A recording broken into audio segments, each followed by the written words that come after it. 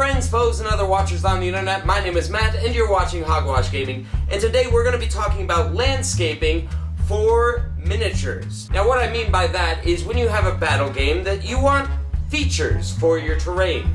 You want forests, you want mountains, you want cliffs, you want ruins. And this is a little example of how you can do it the cheap way. Now one thing I do is I go to thrift stores and look for play sets that have ruins and stuff. This is from a Indiana Jones play set. This is a door that's supposed to collapse out of it, but if you put it together, it looks like an ancient tomb that you can kind of lay on the ground or something like that.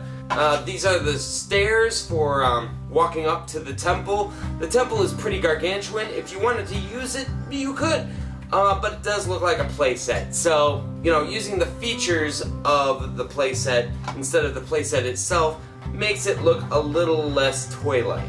Now over here, I have some ice formations that I actually carved out of foam insulation. This isn't the styrofoam that is made up of the little white spheroids that's almost impossible to mold with. I mean, if you can do it, then fantastic for you.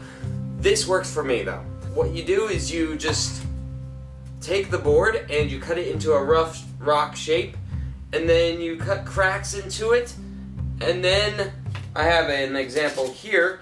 You put a base coat of a darker color than what you actually want to finish with, and the base coat, you want to cover everything. You want to cover all the cracks. And then with the lighter, you want to just go over, and it doesn't matter if you miss all the cracks, but try to get a good portion of it done. So then if anything shows from the bottom, it's the darker color, and that gives you the recesses. And the cracks will feel more natural. So we have this and this, and you can put that together there. This one is actually made up of two pieces of styrofoam that I've glued together, and then I carved. I can probably give you an example of this or a tutorial if you want. Just let me know in the comments and I will show you how to make this. Before we move on, I made this much in the same way I made this. This is what I think is called foam core, I believe. It was an old sign. It has a sheet of plastic and a sheet of plastic on each side, and it's filled in the middle with foam, and I just cut it up into layer upon layer of differing shapes that work together. So then when I glued them all together, they formed a topographical kind of structure, and it's the same idea as this, just thinner. Now these things, they're a little bland just by themselves. I mean, this is a more finished copy and it's ice, so of course it's just gonna be ice. If we were gonna paint this as a rock instead of ice, or if this was just gonna be like a field or something, or maybe even like the base of a model, like a little model like this, you might want some bushes or some grass on it. And so here's what I've got. First off, I've got commercially made fake trees. I got this from a person who was selling his model railroad. And I was like, well, I can use the trees for battle gaming. And so you just kind of drill a hole and then glue it there, and then it should stand up, and then you've got a tree on your feature. I don't have my glue with me, so I can't do that. So we'll put that over there. You can also buy a lot of, I guess it's called flock or fake leaves that you can put on these trees to make bushes, but I found a much cheaper way to make bushes. I don't know if this could work if you glued it onto trees. I haven't tried it yet. But if you go out in the woods, you'll find moss. And moss comes in all sorts of shapes and sizes and colors. If you take a responsible amount, you don't want to harvest a whole village's worth of moss, but if you take just this size, like the size of your hand of moss, that'll keep you going for a long time. I went out into the woods and I got a few chunks of moss.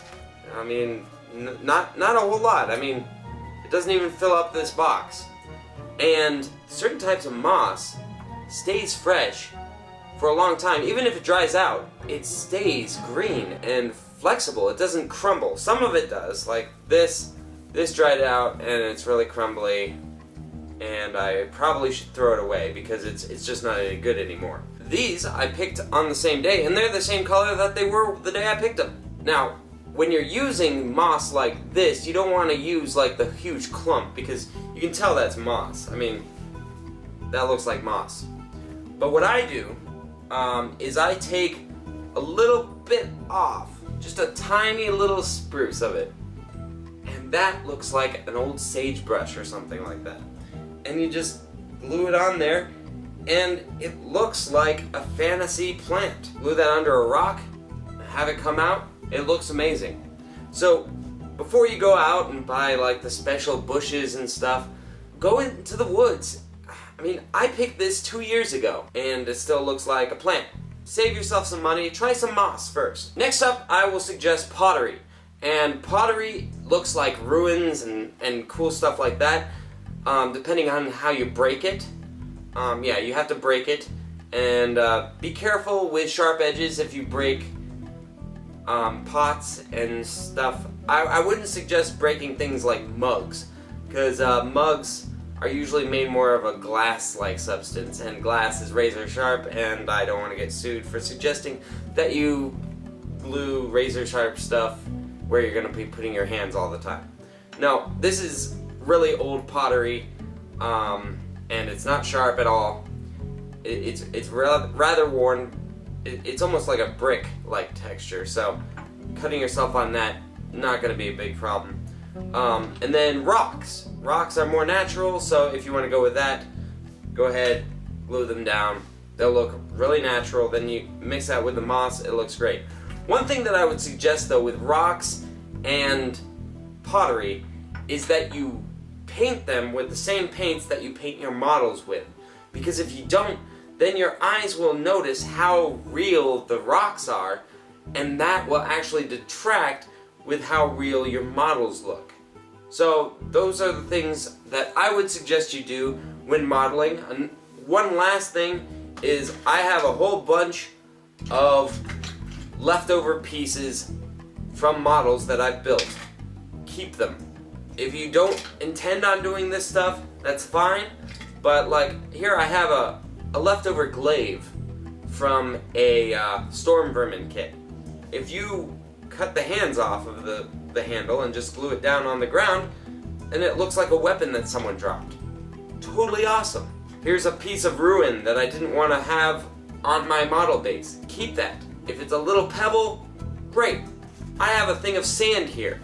I coat all of my bases with sand before I paint them.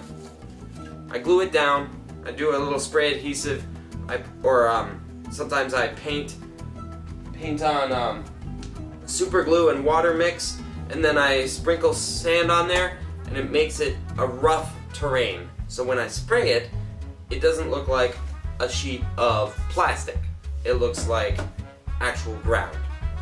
So yeah, those are all the suggestions I have. Before you go out and buy commercial stuff, see what you can make on your own. Until next time, this is Hogwash, over and out.